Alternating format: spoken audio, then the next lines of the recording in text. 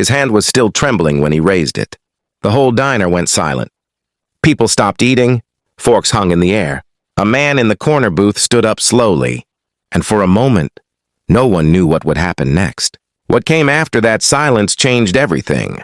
Not just for him, for everyone watching. Before we go any further, I want to ask you something. If stories like this one move you, if they remind you why kindness still matters in this world, please subscribe to The Black Voices. Hit that like button and share your thoughts with us in the comments below. Your voice matters here. This community is built on real stories and real people, and we're grateful you're part of it. Now let me take you back to where it all started. Marcus had been driving for 11 hours straight.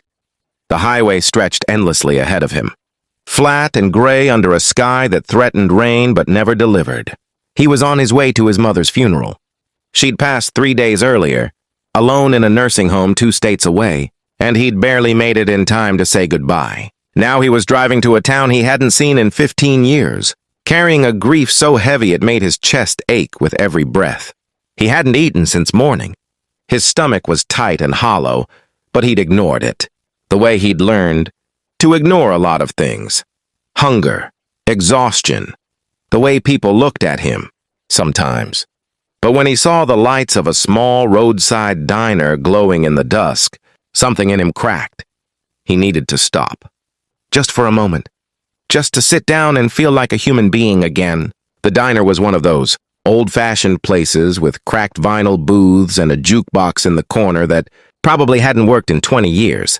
A neon sign outside flickered the words, "Millie's Place" in faded pink letters. Marcus pulled into the gravel lot, turned off the engine, and sat there for a minute, staring at the steering wheel. His hands were still gripping it. He made himself let go. Inside, the air smelled like coffee and fried onions. A few people sat scattered around the room, a couple in a booth near the window, a trucker at the counter leaning over a plate of eggs, an older woman in the corner knitting something blue. The waitress behind the counter looked up when the door chimed and gave him a quick, professional smile. Marcus slid into a booth near the back. He kept his head down. He didn't want to be noticed. He just wanted a meal and to get back on the road. The waitress came over with a menu and a glass of water, and he ordered a burger and fries. She nodded and walked away, and for a moment, everything felt normal. But then he felt it. That familiar prickle on the back of his neck. The sense of being watched. He glanced up and caught the eyes of the trucker at the counter. The man was staring at him, not even trying to hide it. Marcus looked away. He'd been here before. Too many times. The food came, and he ate quickly, mechanically. He didn't taste it, he just wanted to be done. But when he reached for his wallet, his heart dropped. It wasn't there. He patted his pockets, checked his jacket, looked under the napkin on the table. Nothing. He must have left it in the car. Or maybe it had fallen out somewhere on the road. Panic rose in his throat. He looked up at the waitress who was refilling coffee at the counter.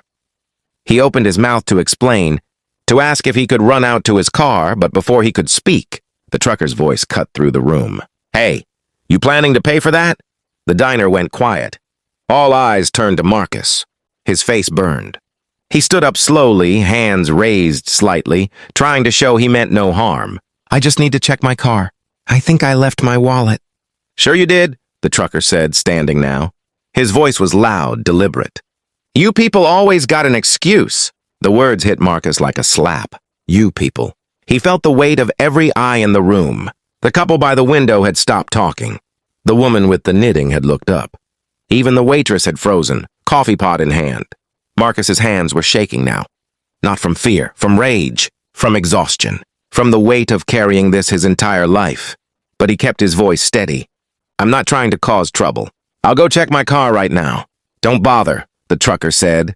"I've seen this before. You eat, then you run. Probably don't even have a car out there." Marcus felt his jaw tighten. He wanted to yell. He wanted to walk out. He wanted to disappear, but he just stood there, hands still raised, like he was surrendering to something he'd never signed up for. And that's when the man in the corner booth stood up. He was older, maybe in his 60s, with silver hair and a worn flannel shirt. He'd been sitting so quietly that Marcus hadn't even noticed him. He walked slowly to the center of the diner, his boots heavy on the linoleum floor.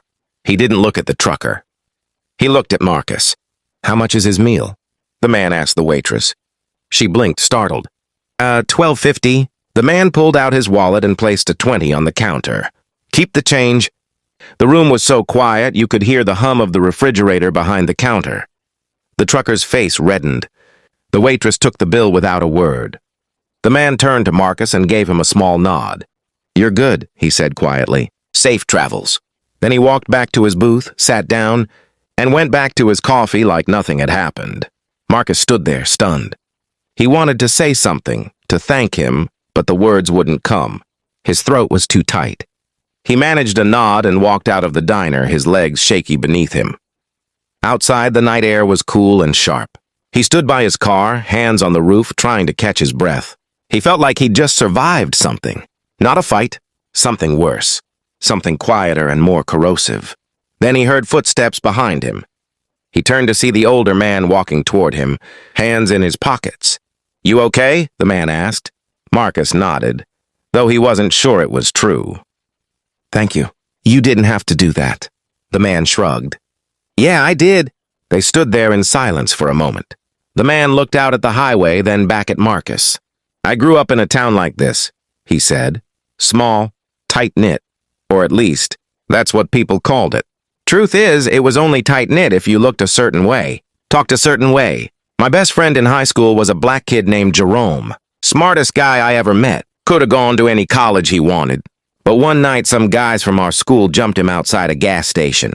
Beat him so bad he lost hearing in one ear. Nobody was ever arrested.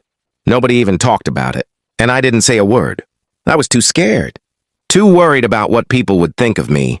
The man's voice cracked slightly. He cleared his throat. "Jerome left town the day after graduation. I never saw him again. I wrote him letters for years, but he never wrote back. I don't blame him. I should have stood up for him. I should have said something, done something, but I didn't.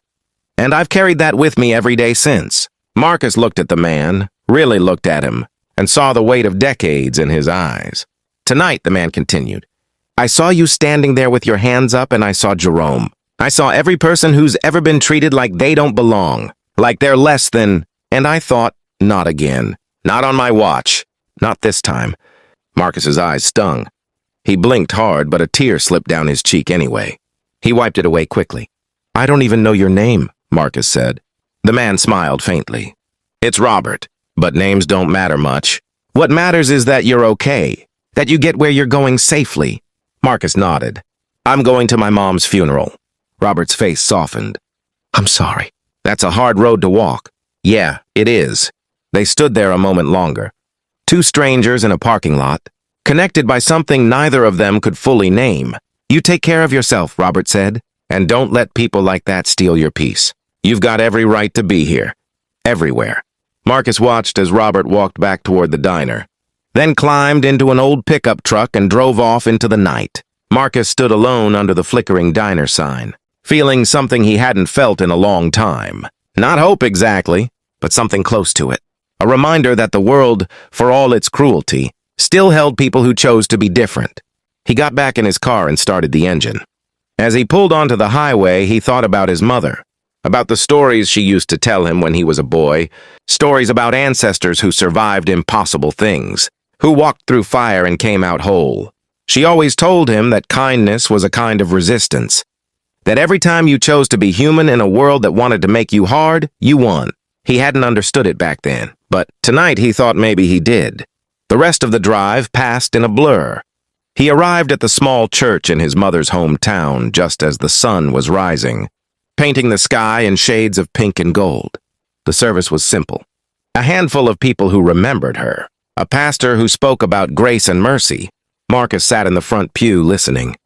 And for the first time in days, he didn't feel alone. After the service, an older woman approached him. She had kind eyes and a soft voice. "Your mother talked about you all the time," she said. "She was so proud of you. She always said you had a good heart, that you'd do something important with your life." Marcus swallowed hard. "I hope she was right." The woman smiled. She was. As Marcus drove away from the church later that afternoon, he thought about Robert, about the trucker, about his mother, about all the moments in life that push you toward who you're supposed to become. He thought about the words Robert had said. Not this time. Not on my watch. And he decided something. he decided that he would carry those words with him. That the next time he saw someone being diminished, dismissed, or dehumanized, he would be the one to stand up. He would be the Robert in someone else's story. Because that's how change happens. Not in grand gestures or sweeping movements, though those matter too, but in small moments, in diners and parking lots and quiet conversations under flickering neon signs. In the choice to see someone's humanity when the world wants to erase it. In the decision to say, not this time. Marcus didn't know if he'd ever see Robert again. He didn't even know his last name. But he carried him anyway. In his heart. In his actions. In the way he moved through the world from that day forward. And maybe that's the point. Maybe we're all carrying people we've never met. Strangers who showed us kindness when we needed it most. People who chose to stand when it would have been easier to sit down. And maybe the best way to honor them is to do the same. To be the person who stands. Who speaks, who sees. Because in the end, that's what this life is about. Not perfection. Not having all the answers, but showing up. Being present. Choosing love over fear, even when it's hard. Especially when it's hard. If this story touched you, I want you to know that your story matters too. Whatever you're walking through right now, whatever road you're traveling, you're not alone. Share your thoughts in the comments below. Tell us about a time someone stood up for you, or a time you stood up for someone else. Let's build a community where every voice is heard and every story is valued. And remember this, in a world that can feel cold and divided, kindness is still the most powerful force we have.